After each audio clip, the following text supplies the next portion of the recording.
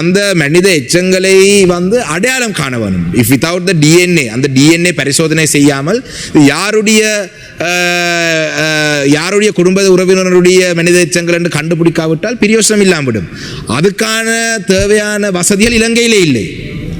அப்ப இந்த விடயம் සම්බන්ධமாகத்தான் எங்களுக்கு உங்கள் மீது கேள்விகளும் சந்தேகங்களும். හරි සතුටුයි අද නම් පාර්ලිමේන්තුවේ ඉන්නත් අපේ නියෝජ්‍ය කතානායකතුමා මුලසුනේ ඉන්නකොට හරිම සාමකාමීව පාර්ලිමේන්තුව යනවා.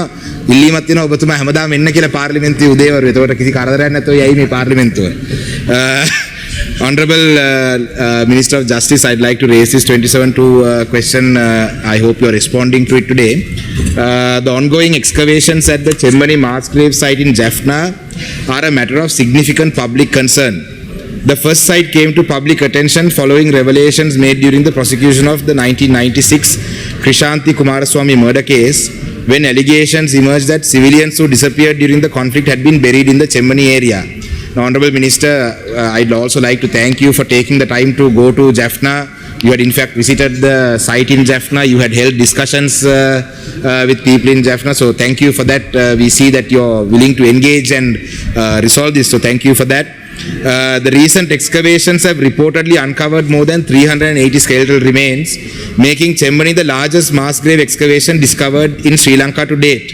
So at the point that I wrote this question, it was 380. I think now it's gone up beyond 400, 430 according to Dr. Ramanathan Archana, making Chemmani the largest. The scale of these findings raises serious questions regarding identification of victims, forensic investigations, accountability, and the measures taken by the government to establish the truth. In this regard, will the Honourable Minister inform this House? Number one, what is the total number of skeletal remains recovered from the Chemmani excavation site as of the latest official count? Question number two, can the government provide a breakdown of the remains recovered, including the number identified as adults, juveniles, children, infants, and the number of complete skeletons and partial skeletal remains? Number three, how many of the recovered remains have undergone forensic examination? Will the Honourable Minister therefore assure Parliament that a reputed and internationally experienced forensic institution, I hope you observe the emphasis that I put on reputed and internationally experienced forensic institution, will be engaged to assist in identifying the victims?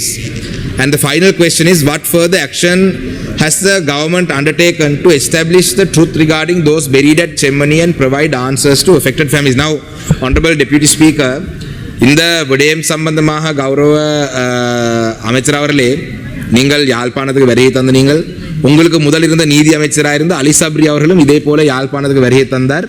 வந்து அவரும் பல வாக்குறுதிகளை வழங்கி சென்றிருந்தார்.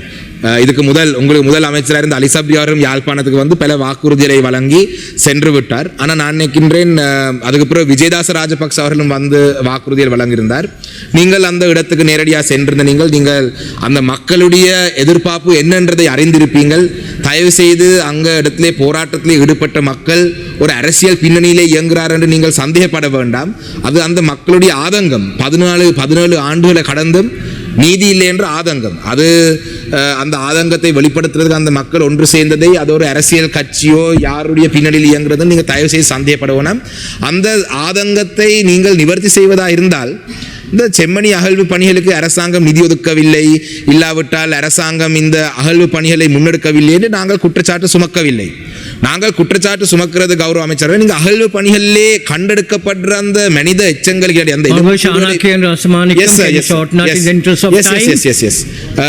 அந்த மனித எச்சங்களை வந்து அடையாளம் காண வேணும். இஃப் வித்தவுட் த டிஎன்ஏ, அந்த டிஎன்ஏ பரிசோதனை செய்யாமல்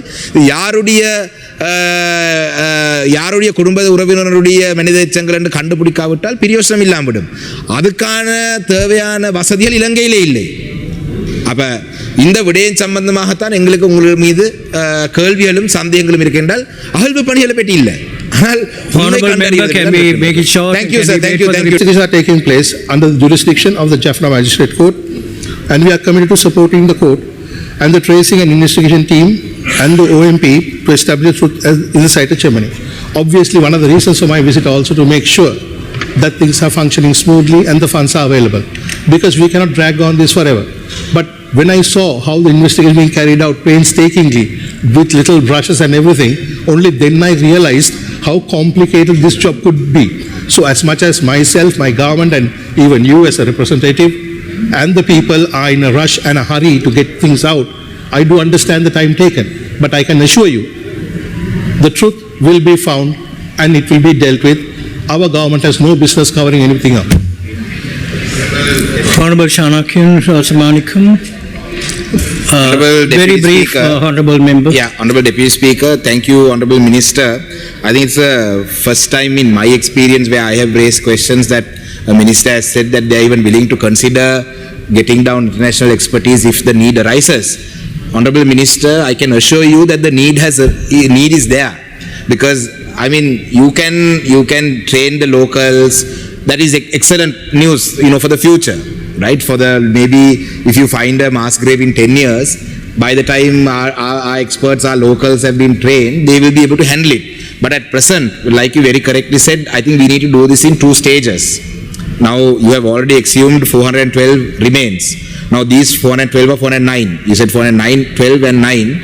I don't say any. Let's say about 400. So now these remains you have found. Now how long are we going to sit around and wait before we start work on that? So like you very correctly said, if the officials can come up with a strategy where we can take it, where we stop the excavation, rather where we draw a line where these 412 you deal with them separately, and any other future remains that you find, that you deal with them separately. But the point is, I would urge the government to use international expertise, because, Honorable Minister, these are very complex. I mean, I'm not an expert on this matter, but common sense tells me that skeletal remains from 1996 or 1998 or even prior to that would require extensive knowledge and extensive experience in identifying these. So for us to bring somebody down from overseas to get our own people trained and then for them to do this, Honorable Minister, doesn't sound like it will happen. So I think your answer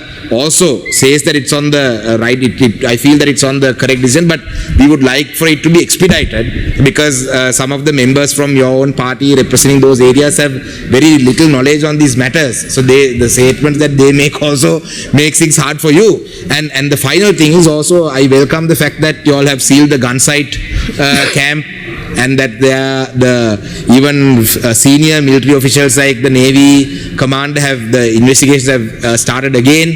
So we welcome all that, but like I cautioned the Honorable Prime Minister a year ago also, that 40% of this government's first term is coming to an end in September. So we have to, before the honeymoon period ends, you have to get these difficult, controversial things, contagious things dealt with. So thank you, Minister. Honorable Minister, you would like to respond to that? Honorable Brief, MP, thank you so much. I think you are saying the right things, because I am also saying the same thing, but in a different level. That is, are we going to get international expertise? Of course, yes, we are. Right? Of course, we are. But it has to be on a compact situation where the court will inform these things need to be done. Only at that point, we can figure out which international agency, which international body has the capacity and the reputation to deliver it. And that we will do. That we will do. But only when it comes to that. Secondly, you and I are on the same page on this one, for the nature of to finish it expeditiously. This is exactly the reason why, just like you suggested, I asked the team whether we could go on for the next stage, at least for the things that has been uncovered. So that is for which we are planning to have a complete group discussion whether we can do it and go forward. I can assure you one thing, whether honeymoon period or not, what we started we are going to finish. Because remember, these are things that has to be done. These are things that has to be done, and I will make sure that these things happen under my capacity as the Minister of Justice as fast as I can.